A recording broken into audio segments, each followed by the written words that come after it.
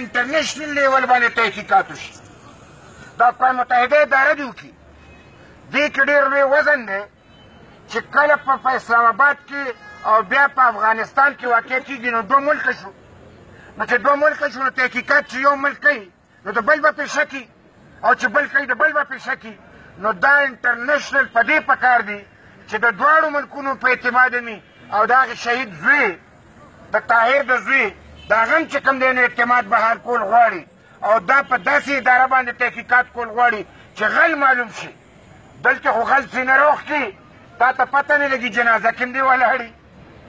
تا سره چې کوم دی غم کوم شریکي، تا ته پته نه لګي چې ته چا وجلې. دا لوبه اوس چې کوم دی نور بندول غواړي. پرون یو افسر اغوا شو ایاز بیا اعلان وکړو وایي زه خو ډیایي خان کې هغه غریب ته وایي چې څه درته مونږ وایو به وایي د هغه د لور واده اسلام آباد کې پرون هغه په ډیایي خان کې څه کړو. خو دا چې دلته پریشر رالو مونږ دا خبره دلته نه شروع کړه چې طاهر شهید لا زمونږ زخمونه تازه دي او تاسو بل پښتون افسر اوچت کړو.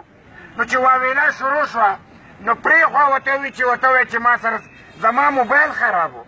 نو چې موبایل خراب و نو ډیایي خان کې راووتو چې موبایل خراب و اسلام آباد کې خو کور ته به تلو که نه. او بیا هغه غریب ته هغه غریب وي چې زه د دوی مشکور یم ما ته چا څه ویلي نه دي او چې څوک زما دپاره اواز اوچتوي نو مهرباني وکړئ مو اوچتوي مطلب چې نور مې خټو ته واچوئ. دا زمونږ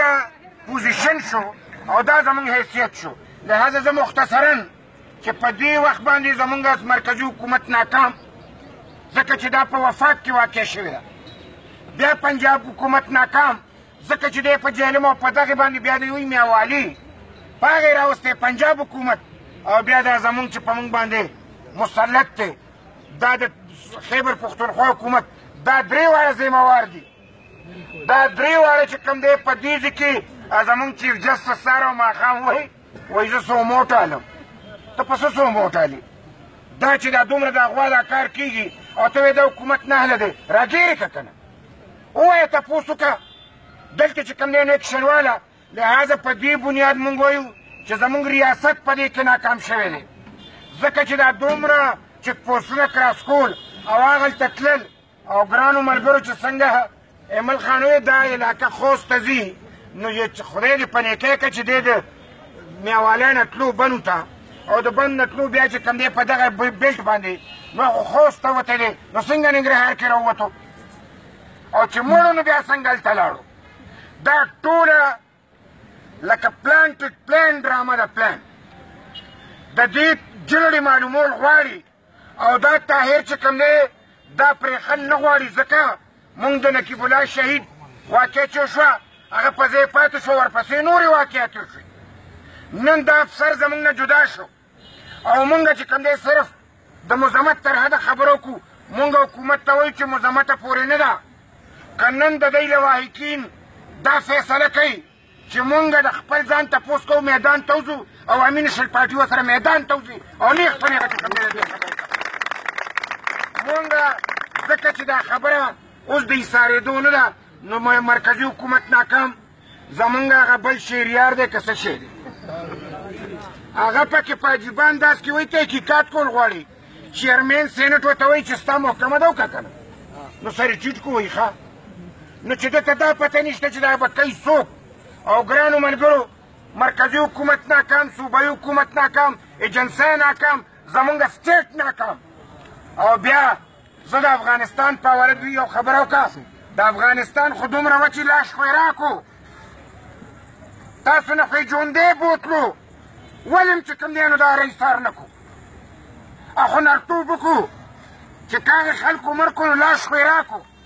او چې لاش یې راکړو نو هغې یو خبره کوله چې مونږ قبایلو ته دا لاش حواله کوو. نو دا قبایل د پاکستان نو دغلته نمایندګان د پاکستان نو دوی څه وي شهریار زه وزیر اعظم لېږلی یم ماله به یې راکوئ نو په لومبي ځل خو د باډر ولیدو خریلیا ته چې د باډر ته کړی وې او دا بله خبره چې خل وایي ته د کوواټې خدای شته که د کوواټې مونږ ته پته چې ته د کوم ځای نو تا ته د دې خبرې اندازه نه ده لګېدلې چې تا هغلته